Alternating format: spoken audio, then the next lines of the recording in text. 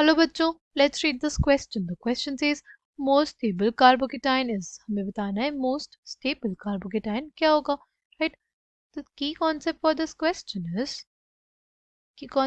question is stability of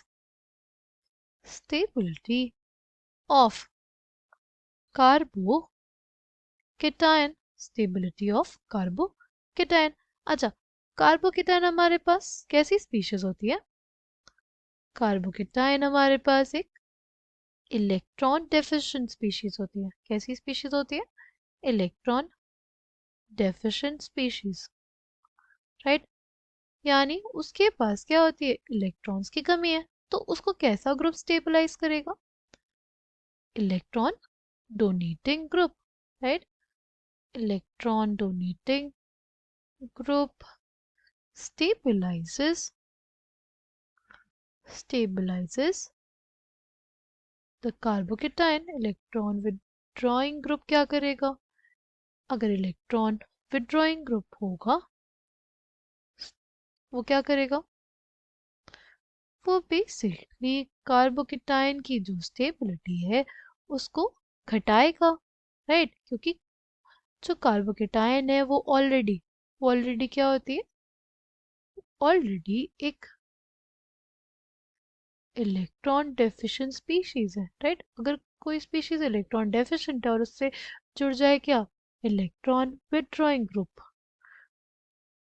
तो वो क्या करेगा? उसके पास इलेक्ट्रॉन डेंसिटी है नहीं और उससे जबरदस्ती कोई इलेक्ट्रॉन डेंसिटी पुल करेगा तो क्या होगा? डिस्टेबलाइजेशन होगा, राइट?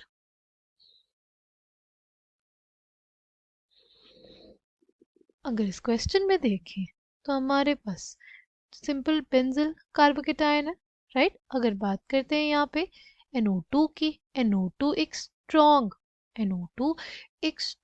इलेक्ट्रॉन विड्रॉइंग ग्रुप है, राइट? ये हमारे पास कौन कौन से दो इफेक्ट लगाता है? ये हमारे पास -R और -I इफेक्ट लगाता है, राइट? NO2 जो सब्स्टिट्यूएंट है हमारे पास वो क्या लगाता है? -R और -I इफेक्ट. दोनों ही कैसे इफेक्ट होते हैं? Electron withdrawing, right? अगर Cl की बात करते हैं, राइट, जो Cl है वो कैसा इफेक्ट लगाता है? वो +R इफेक्ट लगाता है. बट इसका जो -I इफेक्ट होता है वो बहुत ही ज़्यादा होता है, राइट? इसका जो -I इफेक्ट होता है वो बहुत ही ज़्यादा होता है, ठीक? अगर बात करते हैं हम OCH3 की, OCH3 की, वो कैसा इफेक्ट लगाता है? वो हमारे पास +R इफेक्ट लगाता है. और कौन सा इफेक्ट लगाता है? और -I इफेक्ट लगाता है, राइट? यानी हमारे पास इसमें ये दोनों क्या लगा रहे हैं? ये दोनों हमारे पास लगाते हैं +R effect as well as -I effect. But Cl के केस में जो -I इफेक्ट होता है, राइट, रिएक्टिविटी में जो -I इफेक्ट होता है वो बेसिकली डोमिनेट कर जाता है, ठीक है? वो क्या करता है? वो बेसिकली डोमिनेट कर जाता है. इसलिए हमारे पास जो ऑप्शन ए होगा वो मोस्ट स्टेबल नहीं होगा. ऑप्शन बी की बात करते हैं तो NO2 ग्रुप लगा हुआ है ना? वो तो -R और -I लगाता है. या दोनों ही इफेक्ट्स कैसे हैं? Electron withdrawing. वो तो ऑप्शन बिल्कुल नहीं होगा. फिर डी में हमारे पास सिंपल बेंजील कार्बोकेटाइन है तो वो भी हमारे पास नहीं होगा.